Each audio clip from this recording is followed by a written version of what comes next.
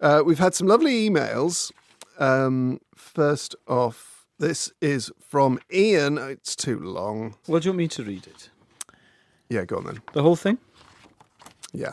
Okay. Sorry, go. Anyway, we've had some lovely emails. This is really... Sorry, I'll start again. I think you had go over the end of anyway. Keep it in, because it's funny, the idea that I can't speak without John saying go.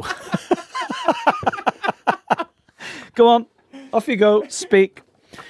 This is from Ian. Dear Elis, John and producer Dave, I've often thought of sending this story in for Shamewell, but it never felt quite right.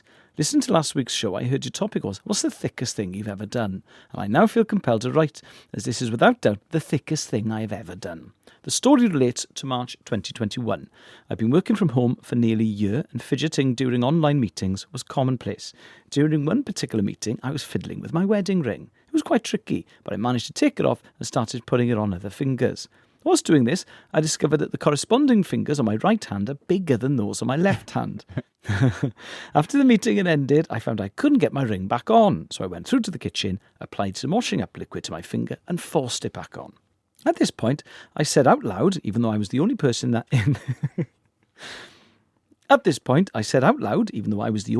the house, that's the wrong hand. It all made sense now. The reason I'd been struggling to get my ring back on was because I was trying to put it on the ring finger of my right hand.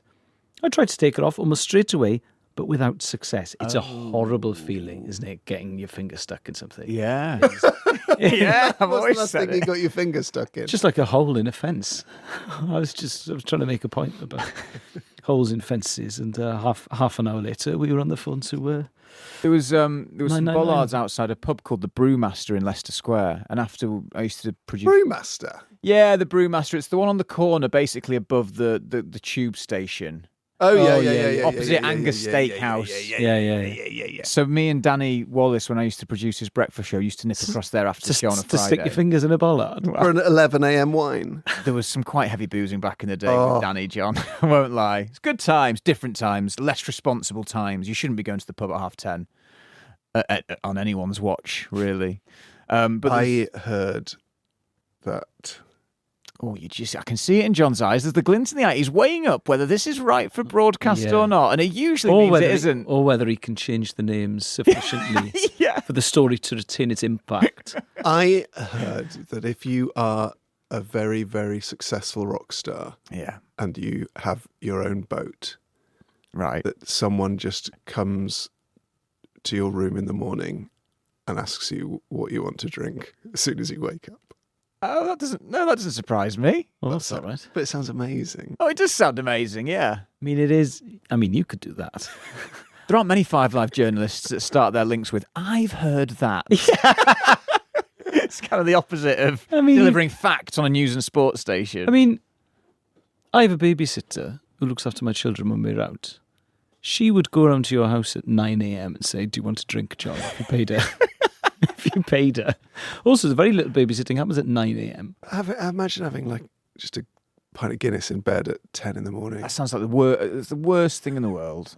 The idea of it's quite nice. The idea. No, Well, it's Bloody bleak Mary. if you're paying a babysitter to come around and do it in your house. But if you're on a yacht in the middle of the ocean, A nice Bloody Mary. Do you want me to send Evie round to your house at 9 a.m. and say, John, I Got a drink, John. I can't believe I'm asking you this. Do you want a pint of Guinness in bed?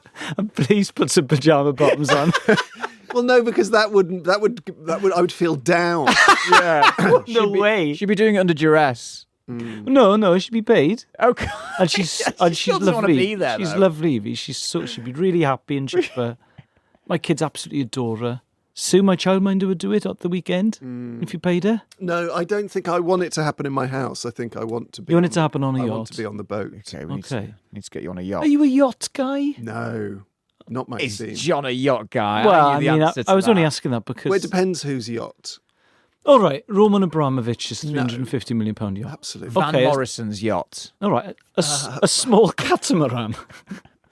Van Morrison's yacht. I don't know if he has a yacht. Tony Bullamore's yacht. Just sharing half a Mars bar. Not I would like to go on this rock star's yacht. I would like to be a guest of this rock star on his this yacht. rock star. Who is it, do you think? Do you reckon it's Sam Fender? Yeah, it's Sam Fender. He's Didn't know you were into Sam Fender so much, John. Jerry Cinderman. No, they're not at rock star status yet. Where well, they'll you have mean yachts. yacht status? It's Sam Fender, isn't it? Yacht status, yeah. Okay. And neither's Jerry Cinnamon.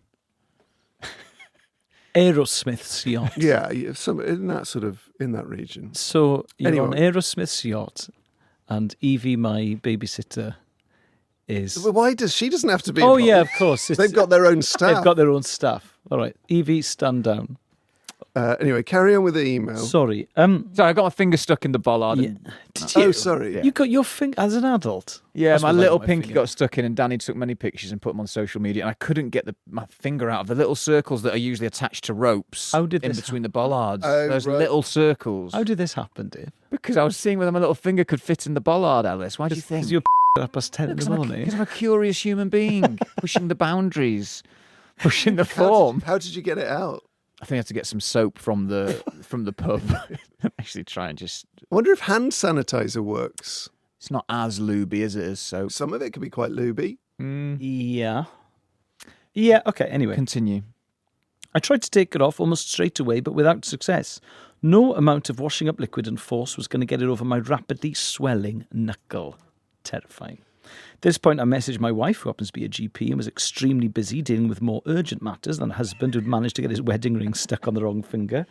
After she'd stopped laughing, she told me of a technique where you wrap a string tightly around the knuckle above the ring, thread the end of the string under the ring, and as you unwind the string, the ring magically pops off.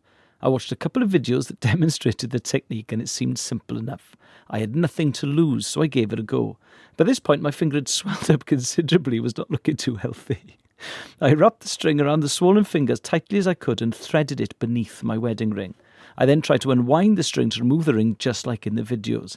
Needless to say, it didn't work. My finger was just too swollen, and all I did was give myself a rope burn around the area, making it even more painful. After this unsuccessful attempt, I filled the kitchen sink with cold water, added some ice, put my hand in and sat on the floor to try and reduce the swelling whilst I tried to work out what I was going to do. This was a low point in my life. The swelling didn't go down, and I did the only thing left I could think of and went to the minor injuries clinic at the local hospital. At a time when the NHS was already under enormous pressure due to COVID, and social interactions were meant to be at an absolute minimum, I found myself needing their services through my own stupidity. The staff that dealt with me were unfazed by the situation and found it very amusing. As the nurse slowly cut through the ring with a small circular saw, another asked me how long I'd been married.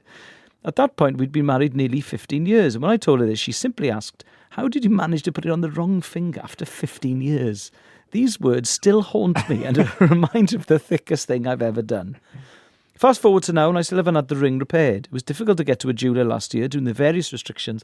But more than that, every time I think of the episode, I feel a wave of stupidity wash over me. It's a horrible feeling, that, the wave of stupidity. I'm watching a video of this trick. Yeah. And I think the problem is the videos, it's being demonstrated on people whose rings aren't stuck on. Yeah, yeah.